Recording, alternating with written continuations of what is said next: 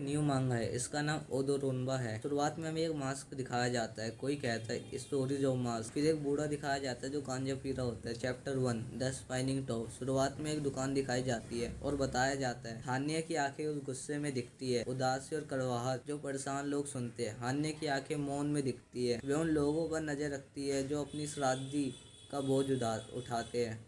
एक रोड दिखाई जाती है जहाँ से एक इंसान आ रहा होता है। वो उस मास्क को देखता है, फिर हाँफता है और मास्क को देखकर थोड़ा हैरान होता है, फिर अंदर जाता है। फिर हमें दुकान के अंदर दिखाया जाता है एक बूढ़ा जो चैप्टर की शुरुआत में भी गांजा पी रहा था और अब भी गांजा ही पी रहा है। फिर वो आदमी अंदर आता है, बूढ़ा उसे देखता है, फिर गांजा पीते हुए बोलता है स्वागत है आपका। फिर हमें दुकान के अंदर बच्चे के खेलने के सामान दिखाया जाता है जिसमें एक बिल्ली जो इशारा करते हुए यहाँ बुलाती है और एक कपड़े प्रेस करने वाला जो दादा पर दादा के ज़माने का है। वो आदमी देखते हुए बोलता है हाँ मुझे ये चाहिए। वो बुड्ढा कहता है ये वॉर से पहले का है, ये और नहीं है। वो कहता है इसके अलावा ये हाथ से बने हैं।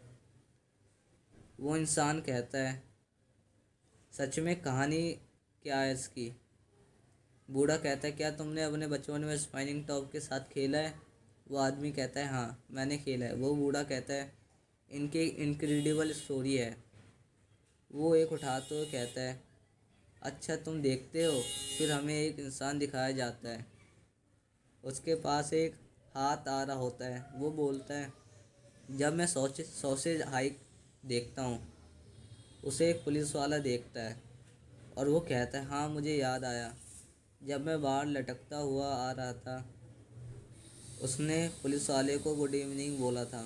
पुलिस वाला कहता है तुम्हें लगता है तुम्हारी उम्र में ये मजाकिया है।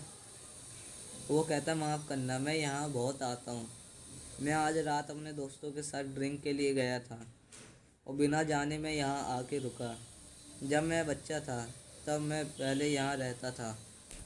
फिर हमें एक जगह दिखाई दी जाती है। कोई कहता है युद्ध के बाद से अब सब कुछ कितना बदल गया है। मैं इसे अब शायद ही पहचानता हूँ। लगभग कुछ भी नहीं बचा है। यह शर्म की बात है। ऑफिसर कहता है बेशक इस पड़ोस पर बमबारी की गई थी। वो आदमी कहता है क्या भयानक बात है। वास्तव में भयानक है। वो कहता है मेरे माँ बाप, मेरे भाई बहन और जिन बच्चों के साथ मैं खेला और उनके साथ लड़ाई लड़ी, मेरा घर जहाँ मैं पैदा हुआ, सब लोग, सब कुछ राख हो गया। और युद्ध के बाद युद्धोत्तर काल आया जो नर्क से नर्क जैसा था। हमेशा बीमार और बिना काम के काम करना वो उम्र माफ़ नहीं करती। वो कहता है मेरी पत्नी पिछले 30 साल से मेरी साथी थी। पिछले साल उसकी मौत हो गई और मेरा बेटा की शादी हो गई और वह दक्षिण में एक द्वीप पर रहने चला गया, इसलिए मैं अकेला रह गया हूँ। वो अपने मन में वो दर्द छुपाता हुआ देखता है और वो देखता है और बोलता है बिल्कुल वैसा ही जैसा जब मैं बच्चा था। वो कहता है काश मैं खेल पाता और सब कुछ भूल पाता। लट्टू जब एक दूसरे से टकराते और चक चक आवाज़ आती, उन यादों को याद करके मैं यह सोचने से खुद को नहीं रोक पाता कि वह मेरे जीवन के सबसे अच्छे दिन थे। वो कहता है मैं एक असली चैंपियन था, मैंने इस तरह फेंक दिया। वो जा रहा होता है। वो कहता है हाँ अजीब, मैं कुछ नहीं देख पा रहा हूँ, ये फॉग कहाँ से आ रही है। वो फॉग गायब हो रहा होता है और वो हैरान हो जाता है। कहता है ये टावर और ये घर, ये नहीं हो सकता। मुझे वह बहुत अच्छी तरह याद है। वो गली में बच्चों को खेलता हुआ देखता है। वो गली में बच्चों को खेलता हुआ देखता है और बोलता है मैं इस पर यकीन नहीं कर सकता, मैं सपना देख रहा हूँ या पागल हो चुका हूँ। वो बच्चों को देखता है और कहता है हाजिमो हीरो टाकेसिन, पर ये सब तो बमबारी में मर चुके थे। उसे एक लड़का कहता है छोटे भाई जल्दी आओ, हम तुम्हारा इंतज़ार कर रहे हैं। शिगोरू वो खुद को देखता है और हैरान हो जाता है। वो बच्चा बन गया। वो कहता है मैं वापस आ गया। वो कहता है उन दिनों की और जिनकी मुझे लालसा थी, मैं लट्टू लाया, देखो। वो कहता है वो ये रहे मेरे लट्टू। उसका दोस्त बोलता है ये अच्छा है जितना मैंने सोचा था। क्या अजीब बात कहना चाहते हो, वैसे भी चलो खेलते हैं। वो कहता है ओके। उसे कुछ बच्चे कहते हैं हम तुम्हें हरा देंगे। तुम देखना खाली। वो कहता है तो तुम ये सोचते हो। वो कहता है कम ऑन। दूसरा लड़का कहता है इस बार मैं जीतूंगा। वहाँ बहुत सारे लट्टू एक दूसरे से टकरा रहे थे और एक एक कर सारे बाहर गिर जाते हैं। वो कहता है ऑसम, तुम सारे मेरे हो। वो बच्चे कहते हैं शिट, वो दोबारा जीत गया।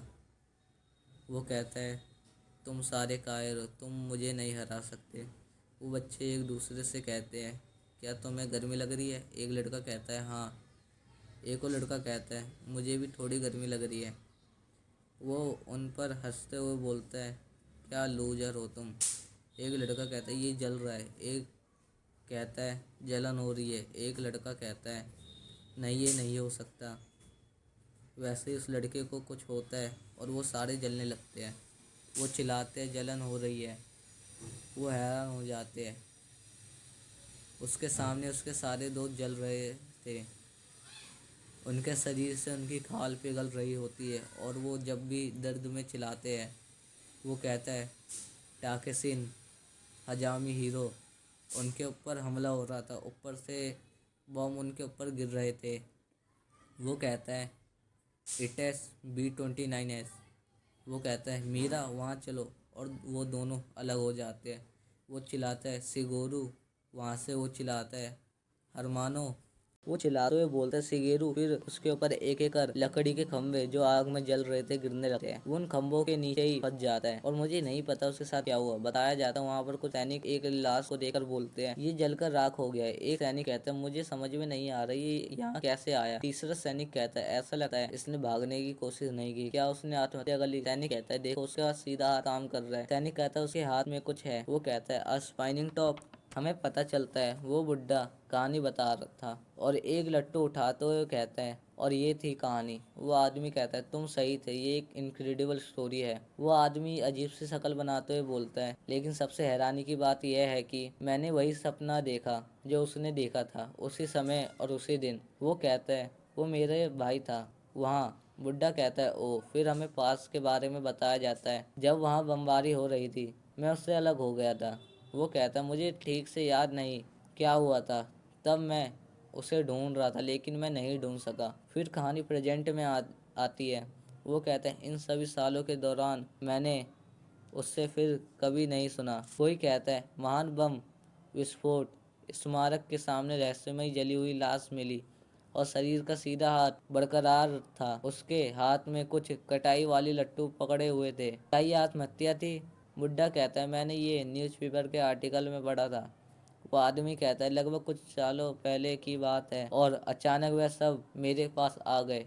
ये स्पाइनिंग टॉप्स मेरे भाई द्वारा बनाए गए थे, ये उसके खजाना था। हमारे पिता कारपेंटर थे और घर में हमेशा लकड़ियाँ रहती थी। वह हमेशा उन्हें अपने साथ रखता था। बूढ़ा उसे देखता है। वो इंसान कहता है अंत में मुझे पता चला कि मेरे भाई की पत्नी और बच्चे कहाँ रह रहे हैं। उन्होंने मुझे बताया कि आपको ये लट्टू उन्होंने बेच दिया। ये ऐसा है जैसे नियति लाई थी जो मुझे इनके पास ले आई थी। बूढ़ा कहता है मैं समझता हूँ, और तुम उनके साथ क्या करोगे? वो इंसान कहता है इन्हें मैं वापस अपने भाई को दे दूंगा। और बूढ़ा उसे देखकर कहता है और तुम ये कैसे करोगे? फिर वो इंसान कहता है सच तो ये है कि मैं कैंसर से बीमार हूँ और मेरे पास ज़्यादा समय नहीं है। वो बुड्ढा उसे देखता है। वो इंसान कहता है उसने वादा किया था कि जब युद्ध ख़त्म हो जाएगा वो मुझे जीतने की अपनी सीक्रेट टेक्निक सिखाएगा। वो कहता है अगर सचमुच कहीं कुछ मौजूद है तो मुझे यकीन है कि मैं उसे हमारे पुराने पड़ोस में ही पालूंगा। वो हैरान होते हुए बोलता है लेकिन ज़रा सोचिए, आपको कटाई लट्टू की कहानी कैसे पता चली? बूढ़ा कहता है मास्क ने बताया मुझे। वो कहता है मास्क को सारी कहानी पता है, दुकान की सारी चीज़ों की बातें कहानी उसे पता है। वो आदमी कहता है हानिया का मास्क? बूढ़ा कहता है हाँ, यह हानिया है जो मुझे बताती है। वो आदमी पहले तो ऐसे देखता है जैसे वो बूढ़ा अपने मन से कह रहा हो, पर जाते समय पीछे देखता है। वो बूढ़ा उसे गुड लक कहता है, ध्यान लगाकर बैठ जाता है। फिर बूढ़ा गिलास में संतरा डालता है। वो मास्क कहता है मैं सभी प्राणियों के लिए निश्चित मृत्यु हूँ इस दुनिया में। वो बूढ़ा कहता है, या आप इसलिए सोचते हैं क्योंकि आप एक यंग ब्रेव मैन हैं। वो कहता है, मैं अपनी यात्रा तब तक रोक दूंगा जब तक आप बूढ़े और नपुंसक नहीं हो जाते। मास्क कहता है, अपने आप को तैयार करो, मैं तुम्हारे पास असमय आ जाऊंगा। मैं सावधान नहीं रहूंगा, मैं तुम्हें ढूंढ लूंगा, मैं तुम्हें पा लूंगा।